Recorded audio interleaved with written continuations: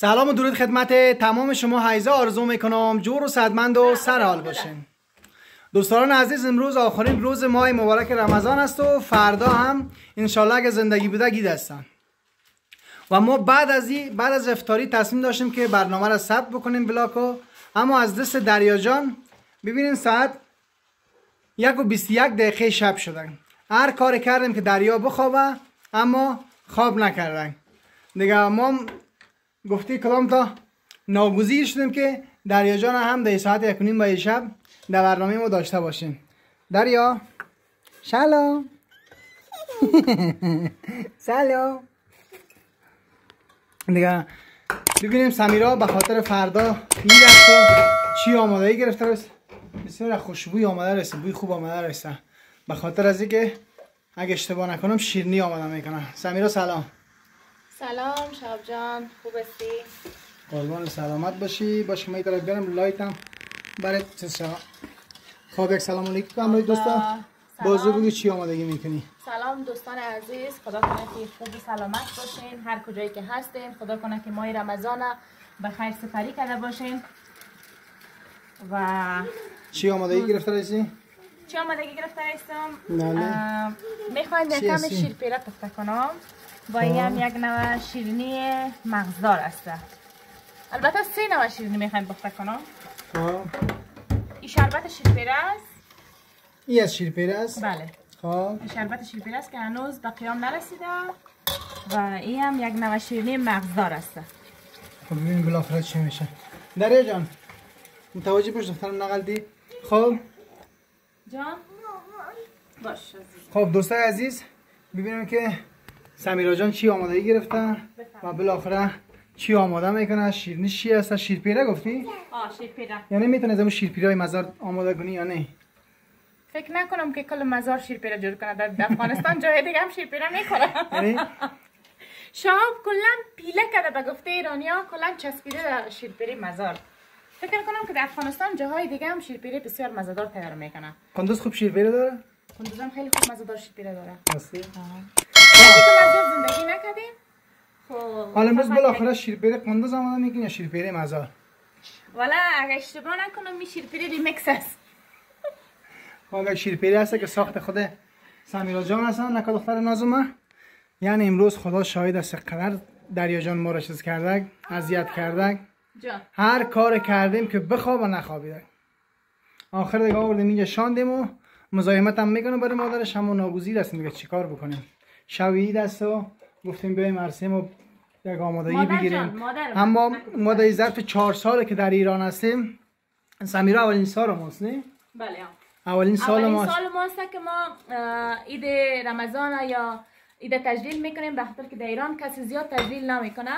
ببخشید دوستان، ما باید متوجه باشیم که اگه نمیچسبه دیگه بقدر دقیقش کسی نیست. اینجا کلا همون 13 بدل برشون مهم است دیگه. باز مردم زیادتر همون 13 بدل تجلیل میکنن، برشون مهم نیست که عید رمضان یا عید قربان. اما چون شما خب هر جای باشیم رواج خود ما را میکنیم، از این خاطر ما تصمیم گرفتیم که امسال لباس عیدی بگیریم، یگان شیرینی خانگی، یگان چیز آماده کنیم که حداقل یاد از وطن کنیم.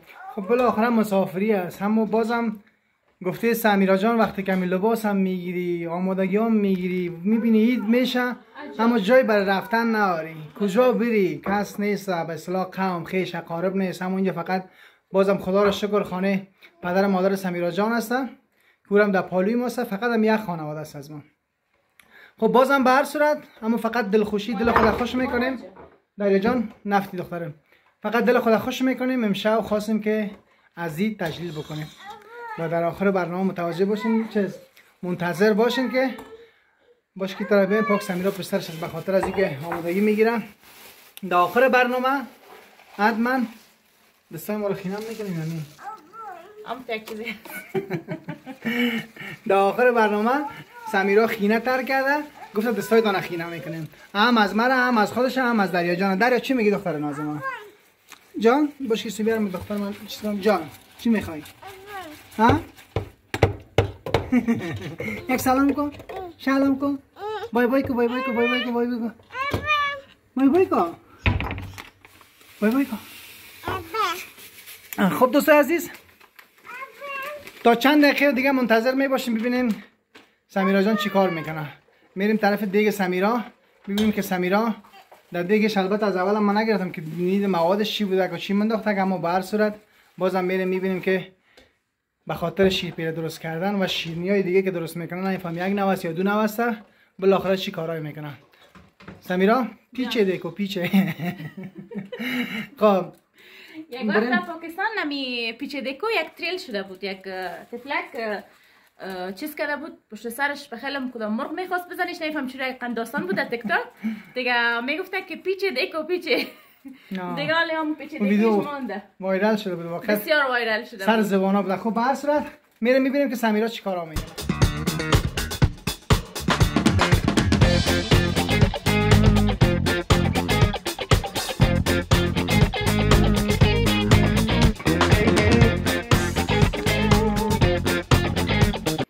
دوستان عزیز یکی از شیرینی ها آماده شده.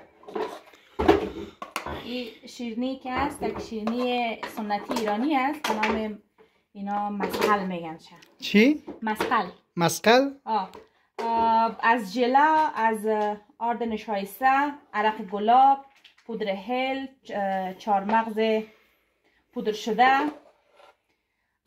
و شکر استفاده میشه. دریا جان نقلتی مادر ببین دریا کجاست شده. سالش شده سر بطری زبان میخکوله شده. خب دوستای عزیز بالاخره یک شیرینی بالاخره در سال خرگوش به دنیا آمدنه کارهای خرگوشانه میکنه. یک شیرینی سمیرا آماده شده. البته شیرینی رو جابجایی بکنه دیگه. بازم شیرینی داری برای آماده کردن؟ یک مدل دیگه هم از همین داریم، البته یک طعم دیگه هست. یه زمون شیرینی است که به اصطلاح شب یلدا برام آماده کرده ببینید. دقیقاً خودش است. خودش.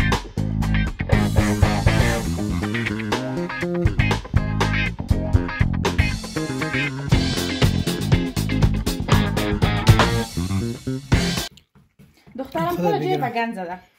دریا جان میبینین دوستای عزیز شما ببخشید دیگه ما رو که فقط امشب دیگه برنامه ما متوطنی بدون از اینکه برنامه رو کات کنیم بلاگ کات کنیم به اصطلاح یا چیز کنیم، همین چیزی که در میخانه گفته کام در میخانه غریبانی ما هست ما اون رو فیلم میگیریم و برای شما تقدیم میکنیم. دریا جان، دریا دختر نازم ایسو ببین، ایسو ببین چرا قشوخی میکنی؟ ها؟ چرا قشوخی میکنی؟ پدرش رفته. سگ چیال کرده اینجا.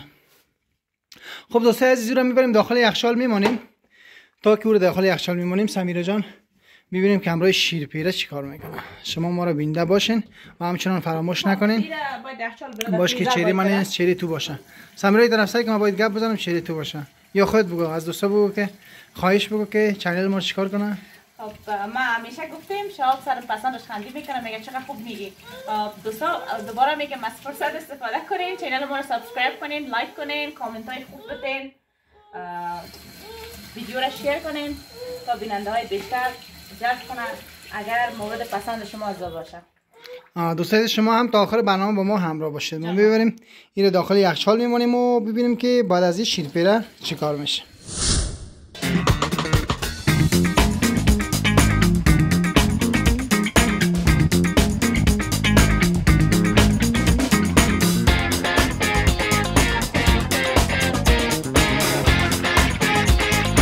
خب دوستان عزیزم شربت شیرپیره است دیگه، شربتش آماده شده. حال لبن چیزی چی رو مندازی سمیرا؟ لبن از شیر خشک. شیر خشک؟ شیر خشک. شیر خشک باید یک شیر کام شیر مخصوص باشه، هر شیر خشک باشه میشه. ما از شیر چی میگن؟ شیر اطفال استفاده کردیم.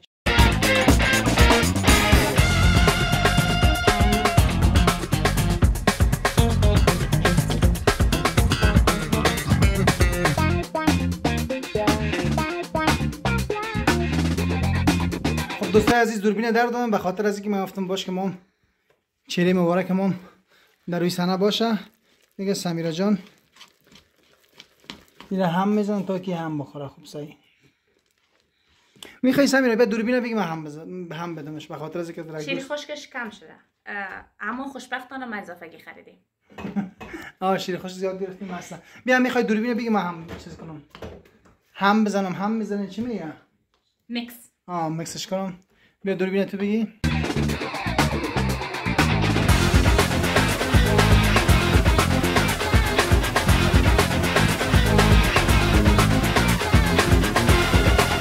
این هم شهاب در حالت درست کردن شیرپیره. کجا؟ حالا نه شیرپیره اگه خوبی شد خب شیرپیره مزار، اگه خوبیش نشد شیرپیره قندوز. سایز دیگه. خب اینو بگیر ما باید شیر خشک بیارم. خب دوستای عزیز ما قد زور ما نرسیدن. آدم زیاد خسته میشه به خاطر از اینکه هیچ سخت میشه تا اینکه هم میزنی سخت میشه و زیاد زور بازو میخواه دیگه. ما سمیران گفتیم بیایم به نوبت به صلاحش باید شور بتیم و هم بزنیم تا اینکه آماده شد.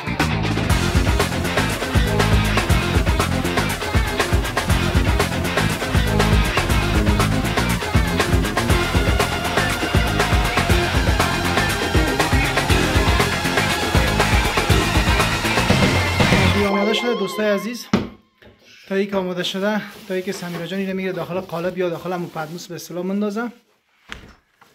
یک مشکلی که به اصطلاح در بین ما و یوتیوب چینل هست در ایران موقع خیلی خسته کرده ما را به خاطر از اینکه چیز هستن اینترنت خیلی بد است. اینترنت البته بد نیست به خاطر از این مشکلی که ایران داره مشکل چیز هست که حالا البته زیاد نگم به خاطر از اینکه مشکل نخوره برای خودمون نچیز دیگه. مشکل از او هست ویدیو وقتی که آپلود میکنیم یک کم زرک تنظیماتش به هم ریخته، یعنی سر روز نمیشه. خدا شاهد است ما یک دانه ویدیو رو آپلود میکنیم یعنی یک ویدیو فعلا یک ویدیوی ما آپلود از 2 روز میشه، 2 شب و 2 روز میشه. چی رو بتم ما دارم 2 شب و 2 روز میشه ویدیو رو آپلود کردیم تا حال آپلود نشدن. نفهم مشکل چی است. میره آپلود میشه 60-70% آپلود میشه دوباره میای سر 20 میه دیگه. ببینیم ان شاء الله این مشکل ما حل شوه یا بیایم وای فای کش کنیم یا یگان به اصطلاح بالاخره مشکل حل بکنیم. در غیر صورت خدایش زیاد آدم خسته میکنه.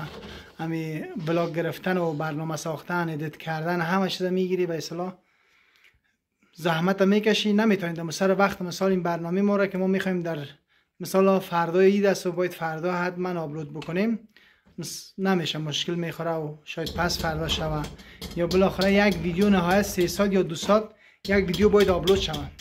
اما گفتم براتون یک ویدیو رو ما تا 2 روز 3 روز تا اینکه آپلود شوه و یک ویدیوی 15 دقیقه‌ای بالای 20 جی به اینترنت میخوره.